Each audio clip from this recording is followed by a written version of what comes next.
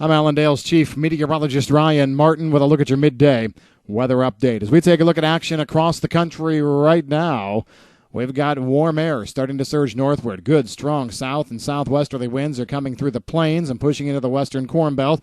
There is a warm front that's lifting northward across Missouri, Illinois, Iowa. It's starting to work north in Indiana as well.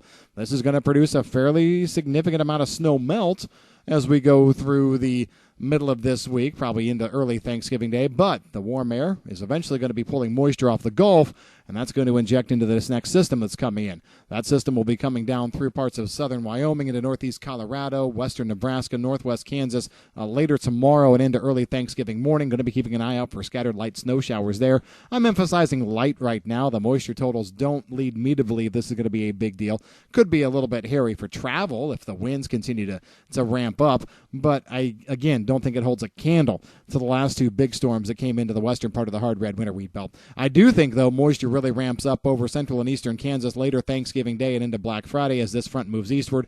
I'm looking for rains to the central southern plains on through the western Corn Belt, 1/2 to 1.5 inches. Coverage fairly significant. As the front moves east, it loses a little bit of its moisture punch, 1/4 to 3/4 inch rains for eastern Illinois, Indiana, Ohio, Michigan as we go through Black Friday and into early Saturday. I'm looking at a secondary wave to come out of the southern plains, though, probably later Saturday into Sunday. That can add another 1/2 inch over the eastern Corn Belt, so that's something to watch. Also going to be concerned about some snow there far to the northwest side of that low, thinking closer to the I-80 corridor, Iowa, northern Illinois, but we don't want to limit it there. It all depends on how fast the cold air comes rushing back in behind this initial front, and there is some cold air there. Overall, the pattern doesn't look like it's much different as we go through next week than what we've been talking about. A lot of dry air in play, especially Monday through Thursday. Going to be keeping an eye on late in the week as we go into the 5th, 6th, and maybe even the 4th, trying to see if we can do any kind of precipitation there. A front coming up from the south and west might give us a 1/2 inch of moisture or so. I want to talk a little bit about what's going on internationally. Honestly, it doesn't look too bad to me. Let's talk South America first of all. We've got rains that are going to be moving across south and southeastern Brazil. One good strong front here as we finish out this week and go into the weekend. I think we got another one next week. Moisture is also going to be around farther north, but I think you got to delineate between the two. So, for example, 10-day rain totals as you go from Mato Grosso do Sul across through Sao Paulo and then southward, 2, maybe 3.5, 4 inches. You go north of there, here's the thing. It's drier, yes. Rains are below normal, yes.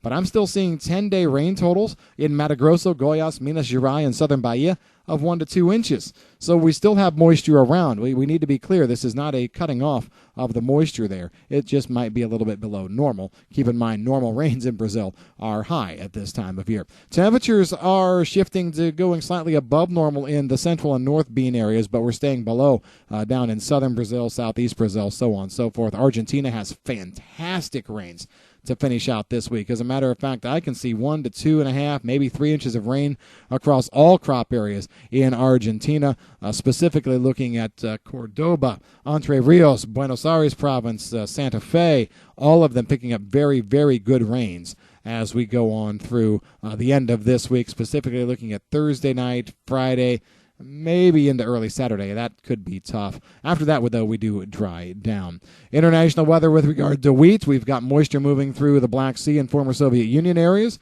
No change in that. Moisture's not overly spectacular, but it's around maybe 3/4 of an inch at times, or over the next 10 days combined. I don't think any system in and of itself does more than a few tenths here and there. But when you look at everything combined, we're also looking at about 80%, maybe 90% coverage of former Soviet Union grain areas. And I'm also looking at temperatures over there now transitioning to more above normal. If you go a bit farther to the east, Eastern Europe especially, looking at very heavy rains here as we finish out November going into December. Romania looks to get a lot of rain, moving up into portions of southern Germany as well. So moving into that eastern, even part of Western Europe area, we could be seeing some significant moisture there. That's the way things are stacking up. Otherwise, a fairly slow day weather-wise. If you've got any questions on the weather, give us a call at Allendale. I'm Chief Meteorologist Ryan Martin.